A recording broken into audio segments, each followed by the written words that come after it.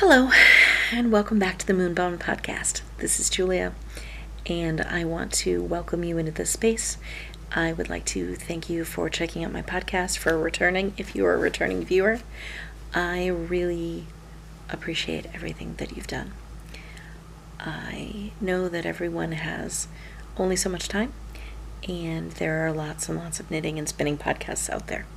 So thank you for stumbling into my little corner of the world. Welcome into my home. And for today, I'd like to do a recap of what I have managed to accomplish for the year and where the projects went. So we're going to start with the socks.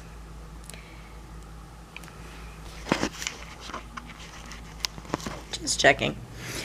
I discovered in doing this recap, writing up my notes, that I had been a very monogamous sock knitter.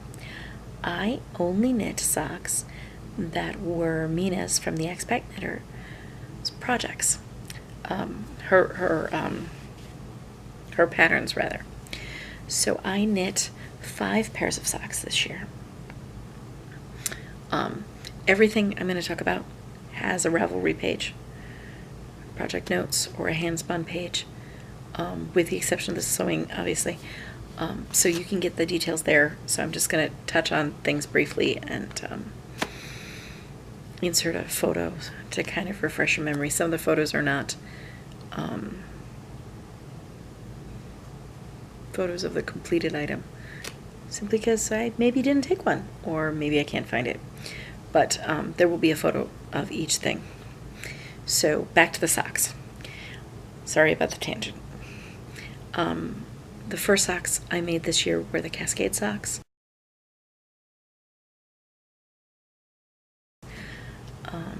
They are her vanilla sock recipe. And they're too big, but they're comfy. I took every opportunity to make them bigger in all the directions, and that was a few too many opportunities. I also knit them on a size 3, and so I don't do that anymore. I next did the Lime Margarita socks, which were sock blank in Corriedale and nylon that the Guild did as a dye, and that's how mine turned out, and I knit them up into these socks. They are also her vanilla sock recipe, and they fit much better. Done on a size 1, and altered some of the options. She has lots of options in her patterns, which is one of the reasons I like them. The next socks were the Watermelon Stripe socks, which is her Grand Central pattern. They were a Christmas present for my mother, and I did add a tutu rib on the back of the ankle. Hi, cat. I need to continue seeing my notes, even if you want me to pet you. Just on both sides, back of the sock, back of the ankle, just to pull it in a little tighter there, because my mom has tiny little ankles. And she hasn't complained yet, so hopefully that worked out well. No, I don't want to be covered in your hair. Sit. Then I did the Pinks on the Avenue socks. And they're the Avenue pattern. I generally just try to do a play on words when I'm naming my socks for Ravelry. And those were for my sister. Little gray toes and little gray heels. Then the Yorkville socks.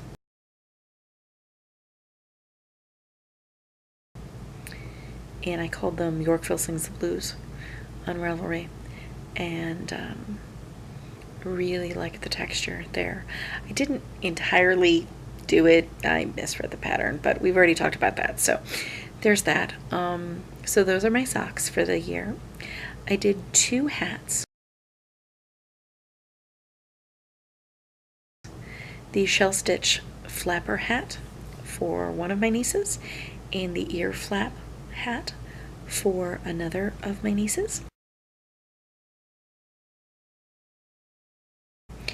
And both of those have reflective strands. No, you're clawing me. Hold on a second. The cat's clawing me up here. You can get down. off my lap, please. No, thank you. I don't like your claws. I like your purrs. And they have a reflective stripe or strand in the green yarn, so they can go hiking after dark, and we'll be able to find them in the woods with a flashlight. They both really liked them at Christmas, so I did 2 sweaters this year: the Pikachu sweater for Mouse and the Gira sweater for myself, and really like how both of those turned out.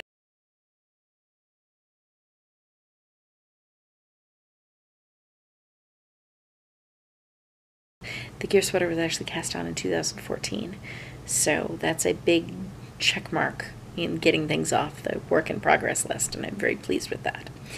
I did 3 shawls this year. The campfire shawl, I think I called it the campground shawl when I put it on Ravelry,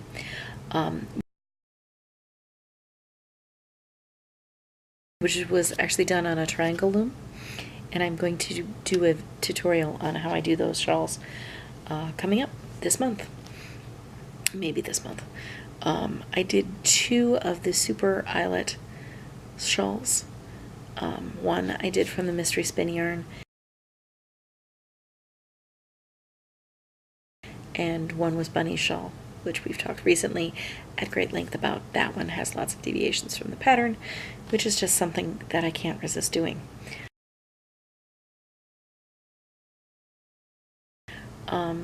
I did 2 pairs of mittens this year: the Dragon Mug mittens,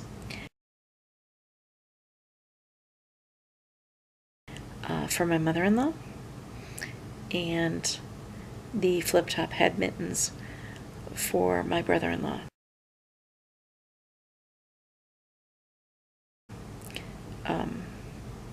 Oh, I didn't say this, but the campground shawl was for Badger, and she pulled it out, put it on right away. She loved it. It was awesome. I did 2 crochet projects: the French Market bag, which is for Racy, and the stuffy hammock, which is for Giraffe, her daughter.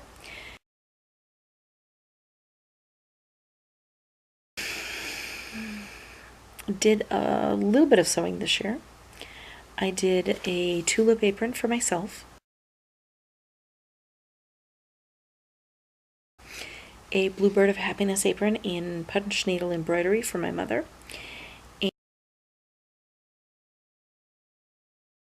and a gray shirt apron, which is a recycling project for me to use when I am vending. It has pockets and is just really nice, and everyone loves to recycle, right?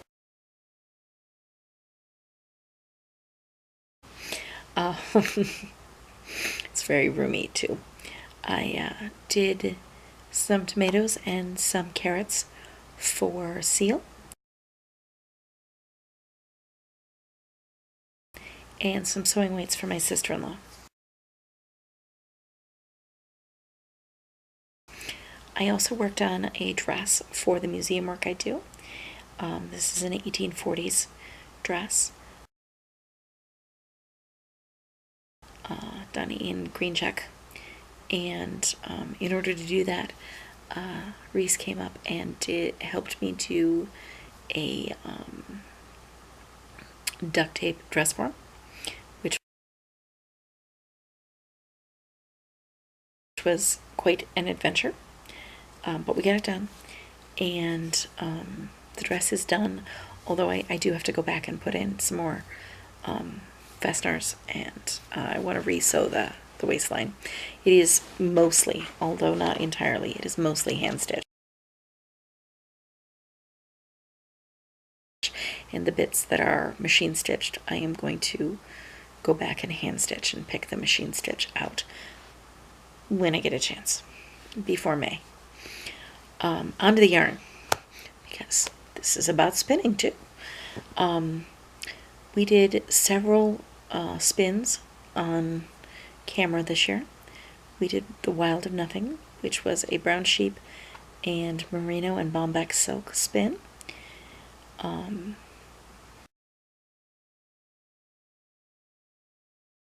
That you can see every bit of in past podcasts if you're interested. A red wool skein, which is a elderful.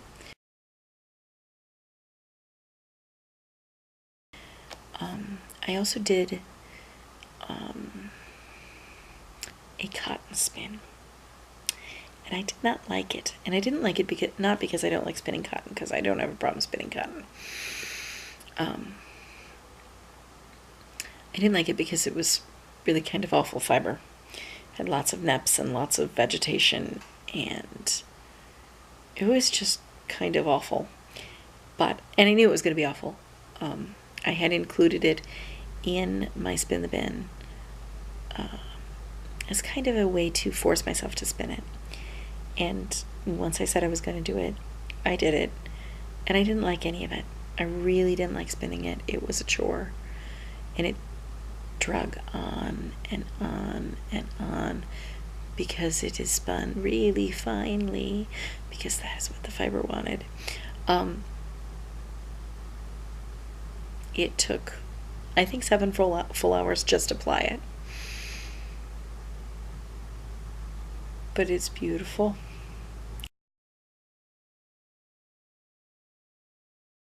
It's really, really pretty. It's shiny.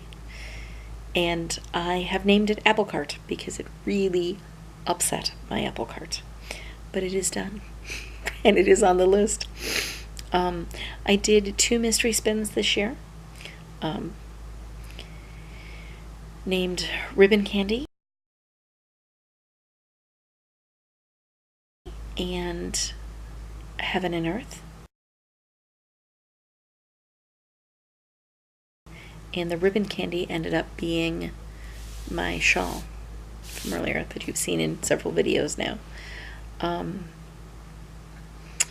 I also participated in Spinzilla, but I participated in Spinzilla 1 week after I broke my ankle and ripped my tendon, so I didn't participate in Spinzilla a lot.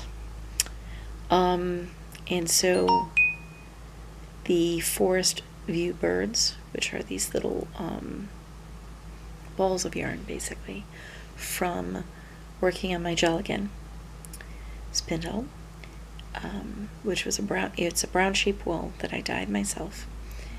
And I'm really quite pleased with how it turned out, and I enjoyed spinning it.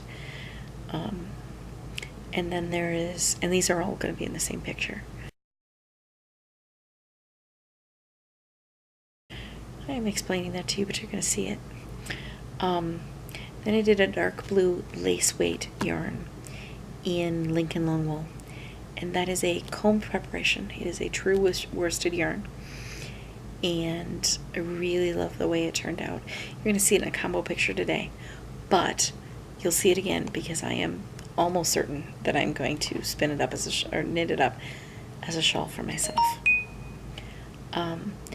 So I talked about how I combed it, and I combed all the fibers out. And as you're doing that, if you're not familiar with it, you end up with lots of comb waste. And basically that's any of the fiber that's shorter than the rest. It's anything, maybe when the person who was shearing the fiber, he cut it and he didn't get down to the skin, so he cut it again just to give the sheep the appropriate haircut. Well, when you do that, you end up with what are called second cuts. And they're not as nice to spin, so combing completely removes them if you do it correctly. And you don't want any of that in your comb top, but it is still perfectly good fiber. Lots of sheep have different staple length ranges, from very short to really long. Lincoln Long Wool happens to be a fairly long staple length. And there's no reason to actually throw it away, and our ancestors didn't throw it away. So the other way you would hand process fiber is to card it. And when I got done with all of the combing, I took all of the comb waste. I'm really sorry that my phone keeps going off. I took all of the combed waste and I carded it up into Rolex, and then I spun that as another yarn. And when I did the processing, I processed a dark blue fiber, which I've used, and a light blue fiber, which I haven't used yet, and I carded into Rolex all of the waste from both. And when I sat down to spin those Rolex, I did one of the dark blue and one of the light blue back and forth as a woolen preparation, and that is a singles yarn, and I am calling it Mid Blues.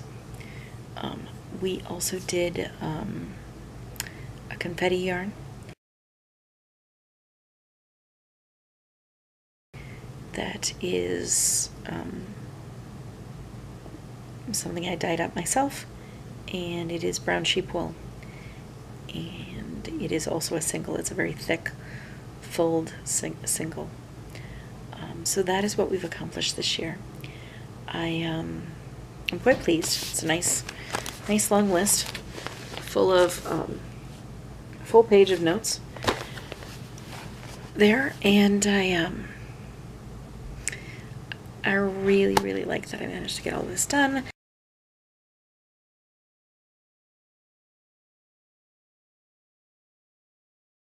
So the other thing I wanted to talk about was my plans for the coming year. What I've already decided to do, what I'm not going to do. And the first thing is something I'm not going to do. But that is the point. Goodbye Valentino does a ready-to-wear fast every year, and I am going to participate this year. I am not going to purchase any ready-to-wear clothing for myself for the entire year. I have clothes, and I make clothes, and I sew and I knit, so I might as well make my own clothes. But there is more to it than that. I was watching a discussion on mainstream designers not designing for what real women actually look like. And this isn't a discussion on, fat is beautiful or be more healthy, because everyone could be more healthy regardless of who they are or what their body size looks like. And I certainly would be more healthy if I weighed less. But that aside, I should also be able to go into the store. I wear a size that a regular store carries, and find something that is flattering in that size. That is sometimes the case, but it's usually quite a struggle. And part of the reason for that is that something that is designed to fit someone who is a size 2, shall we say, if you just scale that up, it doesn't hang right on someone who is bigger than that. And if you're going to get my money, you should make a shirt or a pair of pants or a skirt or a dress that is flattering to me. They're not trying to influence me to lose weight. They're ignoring me. And I've fallen into that trap. I generally buy my clothes off the clearance rack because it's not really going to look great anyway. And I have better things to spend my money on, things that do bring me joy, things that I do love using and wearing. Those tend to be purses and backpacks and crafting items and that sort of thing. And I would rather spend that money doing that. So this fast that I'm participating in will have no effect on the market, and I understand that.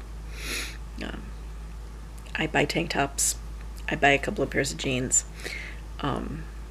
If I have an occasion, I might try to find a dress. I really don't do much consumer clothing shopping. I've bought quite a few pairs of sweatpants for this injury because I needed something that would go over a boot or a cast or, and so that's what I have. I have a very functional wardrobe. I don't need more clothes that I don't like. And I don't want to buy any more clothes that I don't like. And I sew. So I'm going to spend this year working on finding clothes that I do like and making clothes that I do like. And not buying into a consumer cycle that's ignoring me. So part of that is going to be that in addition to rehabbing my leg and getting back to functionality where I was, I would also like to work at getting a bit thinner and getting more healthy and getting stronger. That's great. But I also am going to figure out what I think looks good, what makes me feel good as far as clothes. And I'm going to make it. I'm going to make it myself. For years, I've bought patterns and I've bought fabric, and with a few exceptions, unless it's something for the kids, it gets put in a filing box. Well, I dug that filing box out. All right, more accurately, I had Bunny dig that filing box out because it's underneath the table in my studio downstairs. And in and amongst those patterns were a whole bunch of things that I want to make for the year. So I'm also going to be participating in the MakeNine challenge. And I'll put the links in the down. And so one of the things I'm going to make is this purse pattern.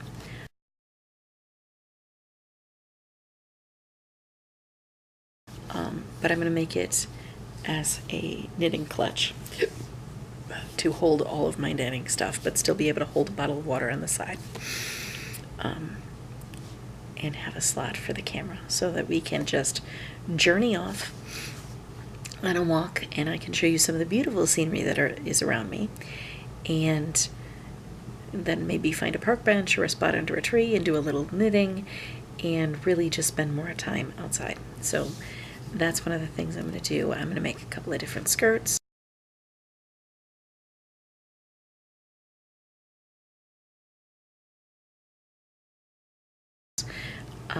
I ended up having to throw away a book bag this year, get something on it, and I'm going to make a new one of those.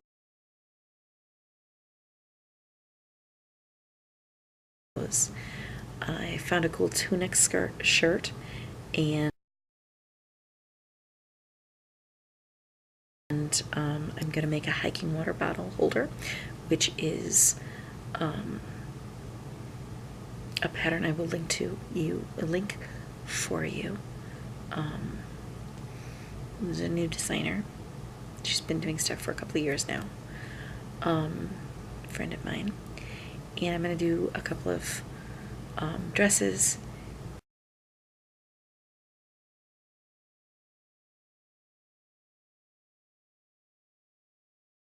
And I think toward the end of the year, I'm going to weave myself some cloth and make a jacket.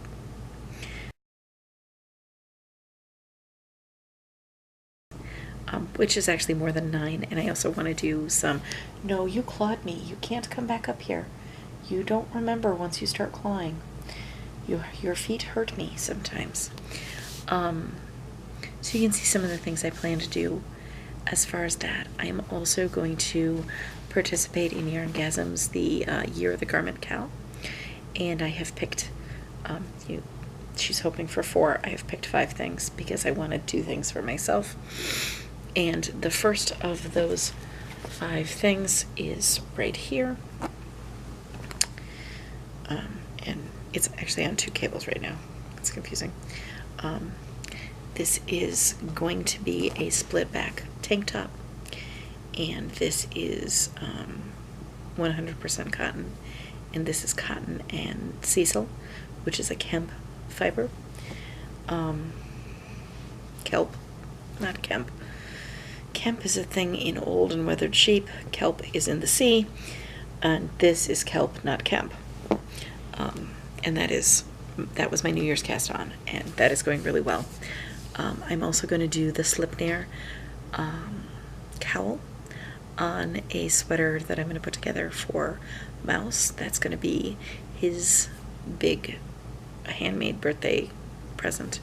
And I'm going to do a sweater with bunnies and carrots on it for Bunny, and a sweater with kittens on it for Badger. And I'm also going to do the Coogie dress. I don't think I'm pronouncing that right. Coogee.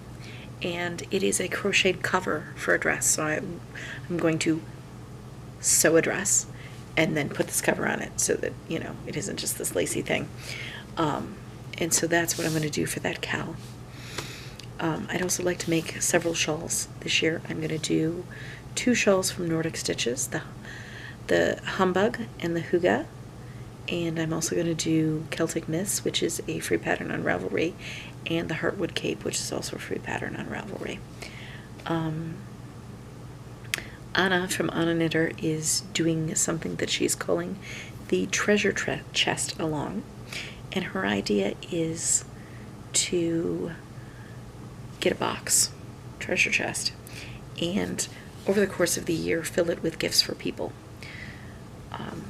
Whatever kind of way of making it is fine, but it has to be a gift. And then come December, in theory, everything will be in the treasure chest, and you can have a nice, relaxed December. We both know I'm not going to have a nice, relaxed December because I feed on chaos. That's my jam. But I like the idea of having a good head start and having a pretty box to put it all in. So I'm going to find myself a treasure chest, and I'm going to participate in that cowl. So you'll see some of that. And I probably will put together a spin the bin that will mostly incorporate what's left of my spin the bin from this year that I didn't get to do, and some more fun stuff in there. Probably less stuff that I have to process before I can spin it this time, but we'll see. And I will probably do lots more and other things and different things, but this is where I'm starting with what I want to do for projects. And it sounds unrealistic, and it might be, and that's fine, because if you set a goal that is really big and you don't achieve all of it, you've achieved a lot of it, a lot of things, if you work at it, and that is the plan, to work at it. If you set a goal you can make, well, it isn't really a goal, it's just a plan. If you know you can make it, then in my mind you didn't set a big enough goal. It has to be a stretch. It has to be effort and work to try to get there and get it done. And so that's where we're at. I did say that I was going to try to do the box of socks, and I am going to try to do the box of socks, but that's going to be because I want small, tiny projects to take with me. That's going to be my hiking knitting and my walk along knitting, and they're probably just going to be socks for me. They may not be, they may be gifts, but they're probably just going to be socks for me. And if I don't make that, I don't make that. I know of a couple other people talking about cowls that they want to do that I am excited about, but they don't start yet. So there will likely be more. But that is really where I'm at. I'm going to work on these goals with these ideas in my head, and I'm going to work on my COE stuff, and I want to I want to dedicate at least an hour every weekday. I will probably get reading time, but I'm not going to try to say I'm going to do it on the weekends, because weekends are for family and friends. But I'm going to try to do at least an hour of books that I think that I should be reading for the COE every day. And so this is the first book that I am working on. I actually started reading it before, but I'm rededicating and focusing on that and working on that. And once I get feeling a little bit better, then I'm going to start in on the physical work for the COE. And I also am going to dig out and get my house clean and get my house in order and fix things that we've been putting behind based on my word for the year, which is foundation. And I think that really ties in with my clothing goals, that really ties in with my educational goals, that ties in with my goals for my house, for my family. I want everything to have a good foundation, and I want to focus on those foundations this year. I want to spend more time focusing on the things that really matter to me. And I want to spend more time focusing on thinking about what I'm doing, not just doing the easiest way, not grabbing the t-shirt or the tank top from the clearance rack, but deciding, hey, I really like this shirt. I think this shirt would look good on me. I really like this fabric. I'm going to learn this construction technique, and I'm going to make this shirt. And then I will have something that is real and quality and right for me. And maybe I'll have to make it twice. Maybe I won't get the darts in correctly. That is a problem. But everything I've sewn for myself in the past, with one exception, I've really, really liked. It's been one of my go-to favorite items. One of them is the hiking pants, and I'm going to do more hiking pants this year. They're not a hiking pattern. They're just a very lightweight pant. And so the whole pant weighs like 7 ounces. And so it's great for backpacking. So I'm going to make a couple of those and maybe style the front a little bit better so that it hangs a little nicer. If you're in the backwoods, you don't really care. But if I'm going to wear it normally, I do care a little bit. Not so much sitting in my living room, but you know what I mean. So that's really what I'm focusing on, what my goals are, what the plan is for the year. There's going to be lots more videos and lots more me focusing on getting all the things done. So hopefully that is of interest to you, and you will want to continue watching that. I absolutely have to show you this. I can see it, and I'm looking at it the whole time I'm looking at you because it's like right behind the camera. And this was my Christmas present from my mother-in-law, who is, as I have said before, an absolutely amazing, I'm going to take the yarn out so you can see the inside, an amazing potter. And everywhere I look on this bowl, I see something different that I love about it. She didn't intend this one to be a yarn bowl, but everything that comes in contact with me becomes a yarn bowl, or something. But I just absolutely love it. So I think I'm going to say goodnight, and I look forward to talking to you in the future. Thanks for watching.